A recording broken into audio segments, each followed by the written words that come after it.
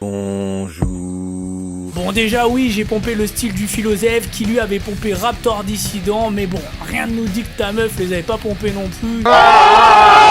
D'ailleurs dans cette vidéo, juste pour préciser, il y aura pas El Famoso théorie de on peut pas juger tant qu'on n'a pas fait mieux parce que on n'a pas 15 ans quoi, et on sera pas là non plus pour dire ouin les jugements c'est de la merde. Mais on va parler des juges, des fragiles, qu'est-ce qu'un jugement, il y aura un peu de philo, etc.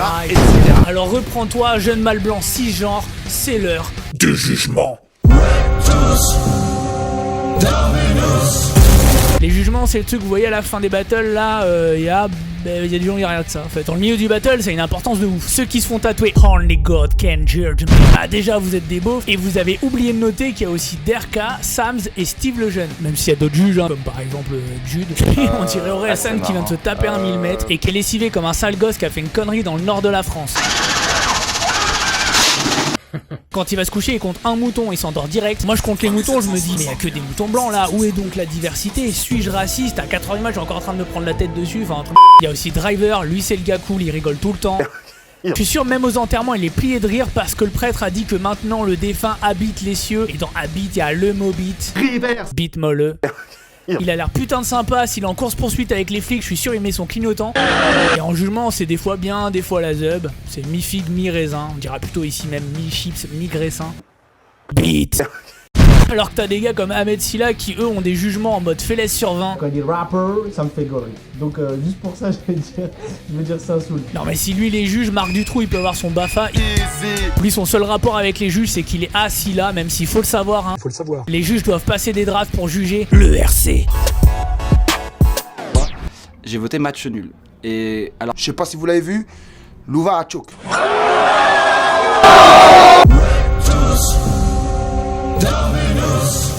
Si le jugement ça prend une importance folle, c'est parce que le public à 87% est complètement débile et que 91% des MC c'est des gros fragiles. Ce genre de truc est hyper sensible. Dans leur pyramide de Maslow, en haut, il y a avoir des abonnés Insta, FIFA 21 et monter au RC. Les mecs qui veulent juste une petite victoire pour pouvoir bomber leur torse comme s'ils étaient terroristes. Alors qu'en vrai, on s'en fout, on sait bien que le but dans la vie c'est de faire de la thune. It's fantastic. Avoir une grosse bagnole et bouffer du plastique comme si on était des tortues de mer. On veut faire bouffer leurs oreillers à des Danoises avec des oreillers qu'on des noms avec des oreillers, putain. Et je parle même pas des forceurs qui se font ouvrir en deux comme une grenouille au collège. Quand ils perdent, ils ont la haine qui grandit comme le logo de Netflix et ils dorment plus pendant 3 mois. Ils deviennent Jude en reverse. Duge. Et sur ce sujet, on va parler un peu de philo. Épictète se basant sur le stoïcisme nous a dit que d'un côté il y a ce qu'on peut contrôler, ce qui est à notre portée quoi. Par exemple s'éclater à écrire son texte, ses angles, sa diction, s'amuser à voilà. Et le principe n'est d'être atteint que parce qu'on peut contrôler. Donc pas sa montée au RC. Et par exemple les jugements. Et là on en vient au truc quoi. Et tu sais ce qui te dit à toi qui est touché par des choses que tu ne peux pas contrôler? Si on confiait ton corps au premier venu, tu serais indigné. Et toi, quand tu confies ton âme au premier venu pour qu'il la trouble et la bouleverse par ses injures, tu n'en as pas de honte? En gros, il dit que vous êtes des Constitue. Et puis peut-être s'il avait vu un battle de Sifas, il serait devenu taré.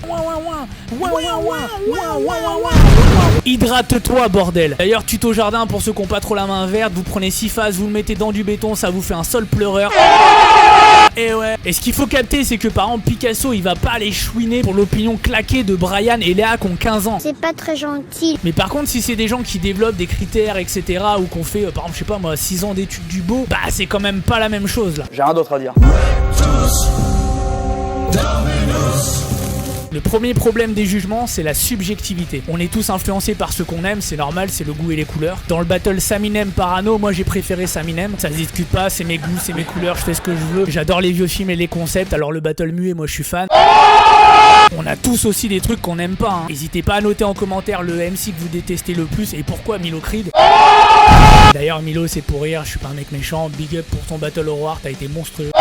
Est-ce que tu le sens le respect là? Est-ce que tu le sens? Malheureusement quand tu juges t'as forcément une affinité sur ce qui compte selon toi le plus dans un battle. Perso moi c'est l'Eugénie, à pas confondre avec Eugénie la voisine grosse du deuxième. Grossophobie. Mais pour certains ce seront les bars, la technique, l'humour, la déconstruction, le real talk. La seule différence c'est que t'as des juges qui brodent mieux que d'autres mais globalement tout le monde est dans le même moule quoi. Et je vais vous donner un exemple qui m'a fait rebondir sur cette réflexion, sur le jugement du battle pour le titre de l'arène. Désolé c'est mon exemple hein. Ouais mais c'est pas toi qui décide. Il y a Femme Mesa qui donne vainqueur à MC parce qu'il l'a a fait marrer et c'est sur quoi il est le plus sensible. Et Lyrican qui donne l'autre MC vainqueur parce qu'il a fait plus de styles différents et que c'est sa sensibilité à lui. Si on schématise, les MC auraient pu dire dès le début du battle, moi je vais faire des vannes, l'autre il dit moi je vais faire des techniques différentes et des trucs différents. Ils auraient pu ne pas se faire chier pendant 3 mois à écrire, le jugement aurait été exactement le même, ça aurait rien changé, je schématise. Et j'ai encore plus intéressant sur Brakmar contre Nesto, regardez la vidéo. Alors Captain Brakmar, il m'a fait rire, hein. Franchement il était marrant, mais il avait rien préparé je trouve comparé à Nesto. Et Nesto quand même il est arrivé avec de la technique, avec pas mal de choses. Donc j'ai jugé Nesto. Nesto il a bien travaillé, ça se voit qu'il a taffé sur le clash. Ses punchlines elles étaient recherchées et tout. Moi je vais quand même donner ma voix à Captain Brakmar parce que vraiment il m'a fait rire. Là on voit un juge qui a exactement la même analyse que l'autre. Nesto a beaucoup plus travaillé, Brakmar était drôle, donc ils ont bien dit la même chose. Et ayant le même avis, un juge va donner sa décision et l'autre va donner le contraire. Ils ont donc tous les deux un jugement inverse alors qu'ils ont analysé la même chose. Ces exemples montrent que les jugements de battle sont subjectifs selon Kant, c'est-à-dire que la beauté est dans l'œil de celui qui regarde et donc le sujet qui ici est le juge. Subjectif, sujet, c'est le sujet qui est juge, jugement subjectif. Pour les tifs je sub. N'hésitez pas à lâcher un petit billet, je dois aller en Turquie pour aller me faire des implants. Alors que ce qu'on demande à un juge, techniquement, c'est pas son avis. C'est quelle performance entre les deux a été la meilleure et donc un jugement objectif. Là où la beauté n'est plus dans l'œil mais émane de l'objet que l'on regarde. C'est-à-dire ici les 3 rounds d'un battle MC. Objectif, objet, c'est l'objet qui est jugé, jugement objectif. Dans la vie objective, c'est l'objet qui est beau. Ça peut ne pas te plaire, hein. Ça peut être un truc que tu détestes, mais tu sais reconnaître par rapport à des critères objectifs que cet objet est beau. Et ça, évidemment, c'est un truc que tu saurais. Si t'aurais fait le taf. Mais voilà,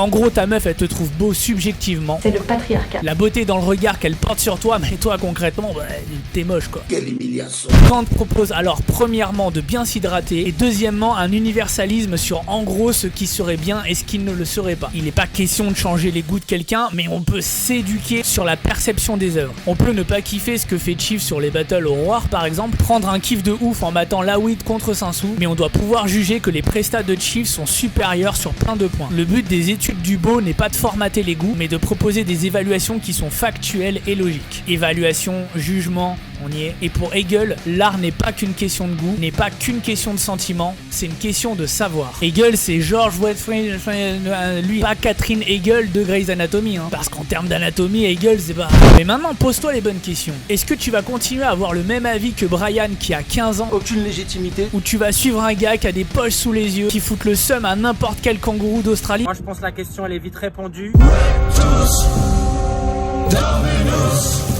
Donc le seul moyen serait de se tourner vers la qualité, car si on arrive à déterminer la qualité d'une prestation de battle rap, on pourra comparer l'une à l'autre et être objectif dans nos jugements. Oh my god!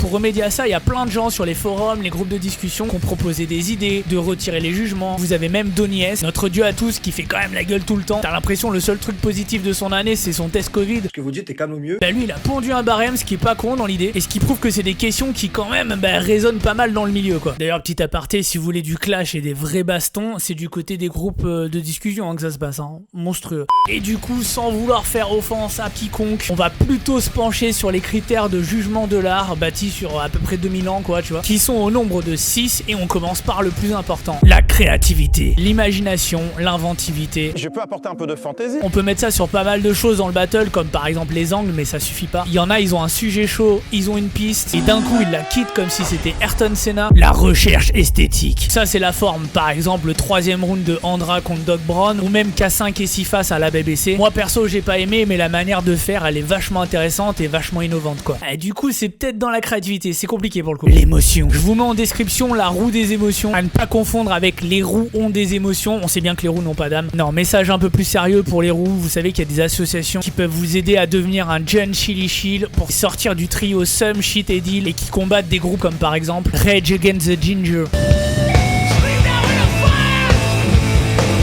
le message ou la provocation de l'artiste. Ça c'est assez clair, en gros c'est qu'est-ce que veut dire l'artiste. Rien que débarquer avec un style qui n'a pas sa place dans une ligue et l'imposer, bah ça c'est dire quelque chose. Mais de manière un peu plus premier degré, vous avez par exemple le battle à Parzit contre Neya, vous avez le troisième round de 2 taf contre Dams. La composition, ça c'est l'équilibre, l'harmonie du rythme. Arnaud contre K5, vous avez souvent Saminem qui est très fort là-dedans. Vous avez les fillers dans les rounds. Et pour finir, J'ai pas de patron, je fais que ça, je veux ça, quelque part va ce jeu. le travail technique, qui lui est assez spécial parce que finalement c'est un outil pour parvenir au reste. Même le meilleur technicien en peinture du monde, s'il peint un paysage chiant de manière réaliste, bon bah il a juste fait un paysage chiant réaliste et qui en plus a déjà été fait 1000 fois, donc en gros ça en fait pas un génie quoi. Par contre on a besoin plus ou moins de technique pour pouvoir partager son génie artistique, donc les dieux sont liés, c'est assez chiant quand même.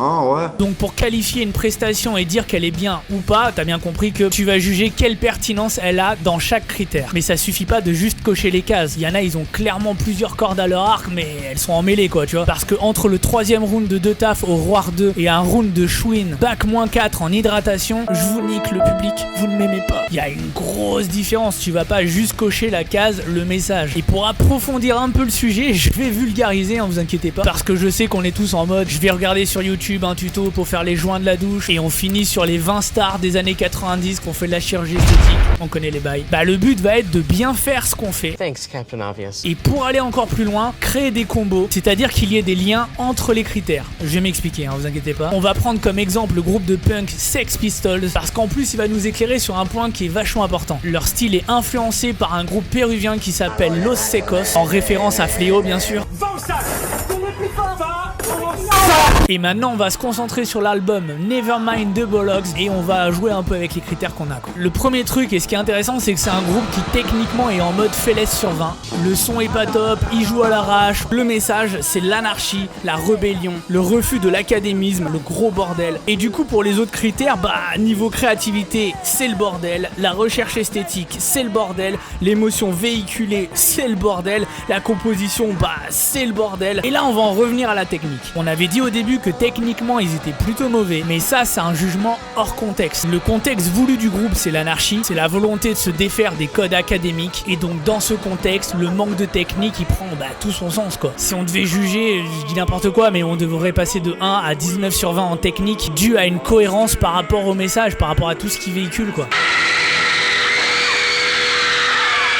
On peut dire que la qualité technique c'est pas que ce que t'as comme technique, mais aussi ce qui est en lien avec les autres critères, et ça compte pour tous les critères. On va pas se taper tous les critères pour faire chaque truc, et en plus le but c'est pas que tout colle de manière forcée, parce que là c'est encore un autre délire, c'est que vous rentrez dans le cliché. Je vous montre par exemple une scène, vous avez le gamin là qui vient de se faire bolosser avec une image en noir et blanc, donc on est dedans avec du piano triste, avec un travelling en top shot sur lui, il est en PLS dans l'herbe, en train de pleurer sous la pluie. Je pense que là c'est limite du foutage de gueule quoi. Il faut jamais oublier que basculer dans une recopie code par code, bah ça fait que le critère principal qui est la créativité, on peut se demander Où peut-il être, où ils peuvent bien être. Par contre, faut pas oublier que le jugement, c'est quand même quelque chose de motivant pour pas mal de MC. C'est aussi un moyen de vendre le battle et de créer des ambiances plus tendues que des bras en 1940, et ça c'est cool. Il y a des battles qu'on m'a justement fait voir parce que le jugement était très litigieux. Il y a plein de discussions et de débats sur Facebook, qui va gagner, qui va perdre. Donc c'est quelque chose qui compte beaucoup, même s'il faut penser à bien s'hydrater. Perso, tu préfères un match amical ou une demi de... Tu préfères aller à la piscine ou... Et le fait de dire on ne juge plus, si c'est une réflexion sur l'art, pourquoi pas. Mais si c'est juste parce que ça vexe des MC de se faire douiller, ou que des fois des juges se trompent selon toi, c'est problématique. T'as le football qui a voulu passer à la VAR pour régler les problèmes d'arbitrage, mais en soi quel est le problème à ce que l'erreur fasse juste partie du jeu? Le fait d'installer la VAR ou d'enlever les jugements pour la raison de ne pas vouloir de méprise, c'est un aveu terrible et une défaite sur notre acceptation de l'erreur en tant qu'être humain. J'ai rien compris.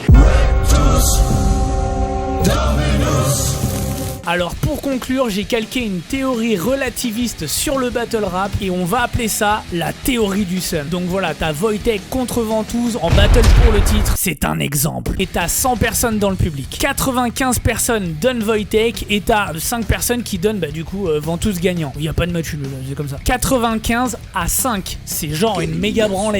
Bah si les 3 juges du battle sont dans les 5 qui donnent Ventouze, bah c'est pas de chance mais ça fait 3-0 pour Ventouze. Champion Ventouze.